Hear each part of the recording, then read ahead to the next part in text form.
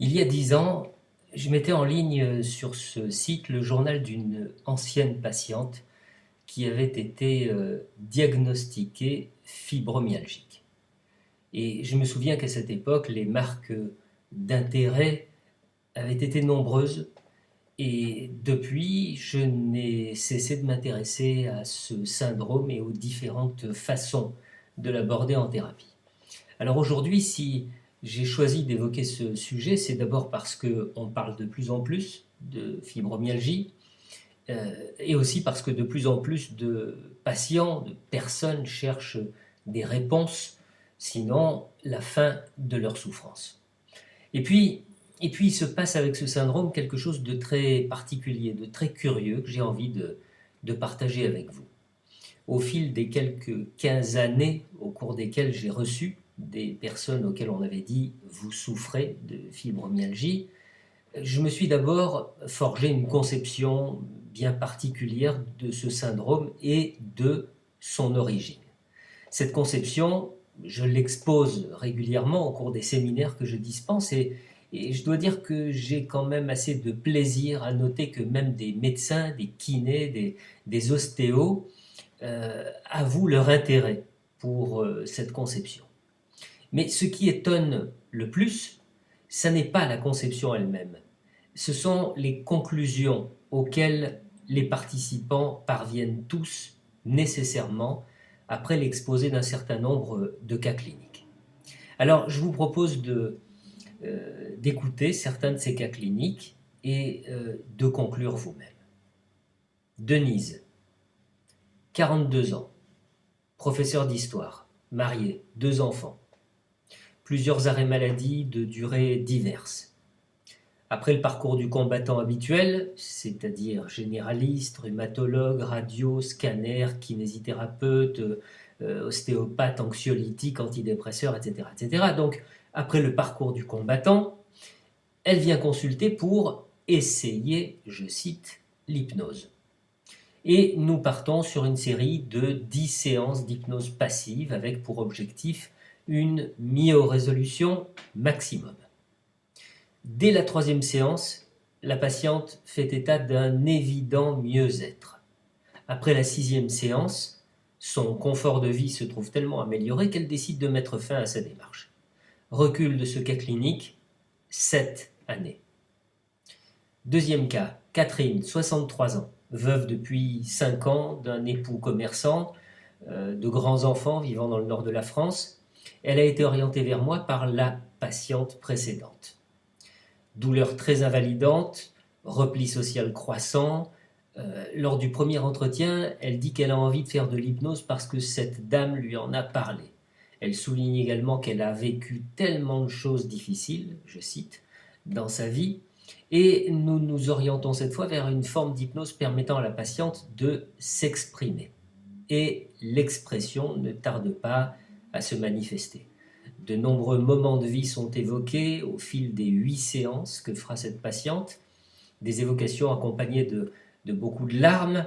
Les traumatismes sont mis en mots, des traumatismes qui ont la plupart du temps été vécus dans l'isolement, et chaque séance est suivie d'un débriefing en face à face. Le gain d'amplitude dans ces mouvements apparaît dès la 4e séance. L'ouverture sociale se manifeste timidement et puis avec de plus en plus d'enthousiasme. La démarche physique change du tout au tout. La notion de douleur n'est plus du tout évoquée après la 5e séance.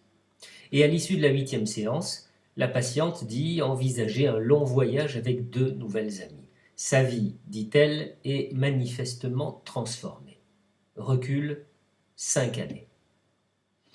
Élodie, 33 ans, hôtesse d'accueil, diagnostiquée fibromyalgique à 29 ans et sous antidépresseur depuis 3 ans. Elle souhaite arrêter son traitement qui, je cite, ne supprime pas de toute façon toutes ses douleurs. Elle demande alors quelles sont les approches qui pourraient l'aider et j'ouvre un éventail assez large.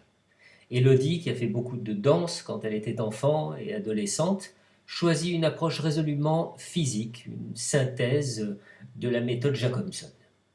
Notre programme s'étale sur 10 semaines à raison d'une séance par semaine et d'un engagement de la part de la patiente à faire chaque exercice chez elle une fois par jour. L'exercice ne demande que quelques minutes par jour. Les douleurs disparaissent intégralement après 6 semaines. Nous allons toutefois jusqu'au bout du programme annoncé et là, le recul est de 10 ans. Jean-Pierre, 55 ans, ingénieur, diagnostiqué fibromyalgique à 48 ans. À plusieurs reprises, sous antidépresseurs pendant quelques mois chaque fois.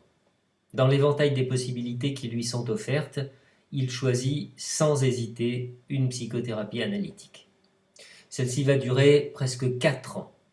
Et ce qu'il faut noter dans le parcours de ce patient, c'est que grâce à un travail sur l'ensemble de sa personne, de sa vie, de son histoire, la plainte liée à la fibromyalgie s'espace au fil des premiers mois pour disparaître quasiment totalement au bout de 5 à 6 mois. À l'issue des 4 années d'analyse, Jean-Pierre dresse le constat suivant. Je me suis tellement immergé dans ma thérapie, j'ai abordé tellement de sujets me concernant et concernant ma famille que les douleurs sont largement passées dans les coulisses. Même si elles ont bien diminué, elles n'ont pas totalement disparu, mais elles n'ont pas du tout la même présence, le même poids dans ma vie. Elles ne constituent plus le handicap pour lequel je suis venu consulter il y a 4 ans. Enfin, je vais citer le cas de Colette, 72 ans, dont les douleurs sont apparues 3 ans plus tôt. Colette est une ancienne ouvrière dans le textile, elle a des enfants et des petits-enfants qui vivent à l'autre bout de la France et qui lui manquent énormément. Au bout de quelques séances en face à face, elle finit par dire un jour « Si je n'avais pas ces douleurs, mes enfants me téléphoneraient certainement encore moins souvent, ils ne s'inquiéteraient pas pour moi.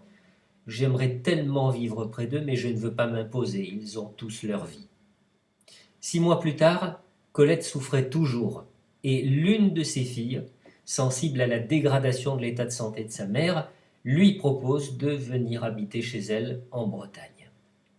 Merci à l'inconscient de Colette qui avait merveilleusement atteint son objectif.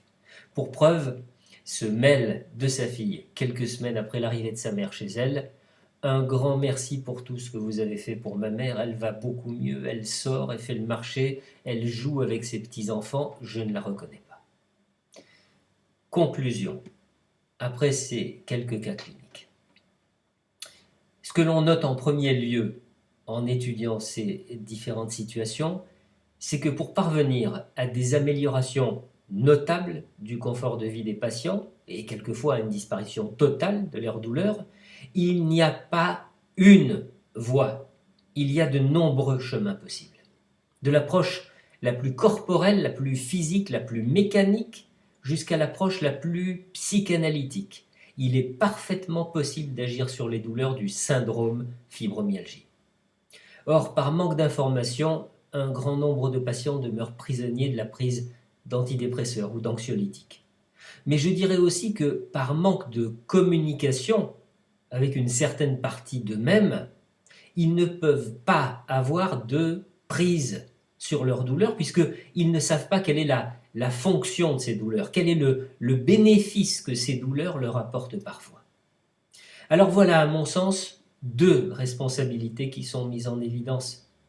D'abord, la responsabilité du monde médical et pharmaceutique qui, à défaut, entre guillemets, enferme le patient dans un non-choix, mais aussi la responsabilité du patient qui trouve souvent beaucoup plus facile d'avaler un comprimé remboursé par la sécurité sociale que de s'engager résolument dans un travail thérapeutique parfois difficile et long.